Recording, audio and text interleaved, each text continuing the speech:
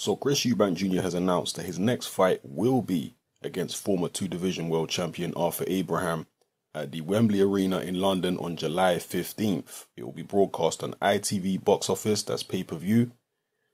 And the press conference is due to start in a few minutes' time. In fact, by the time this video is uploaded, I'm sure the press conference will have already started. That's been streamed live on YouTube, on ITV's YouTube channel. As I said previously, when I was talking about rumors of this fight happening, I think it's a step in the right direction for Chris Eubank Jr. because his last fight against Ronald Quinlan was against somebody who nobody had ever heard of. Arthur Abraham has seen better days. He's been champion a few times.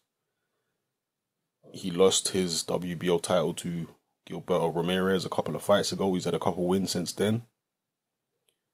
So at least he's a name. At least he's someone with experience. At least he's someone who's been there, seen it, and done it. Eubank Jr. is not fighting a complete, a guy plucked from obscurity like Quinlan last time. He's fighting someone that does have experience. So we might be able to gauge where Eubank Jr. is at by how he performs against Arthur Abraham. And stylistically, I think this could make for a decent fight.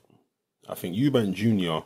will struggle more with boxers, with guys who are good at long range, who give him a side, as Dwight likes to say, a side profile. But a guy who squares up his shoulders and puts those earmuffs on, the way that Arthur Abraham does, when he puts his arms up. Guys who fight like that, who give Eubank Jr. that kind of look, they allow him to get off his uppercuts and his combinations.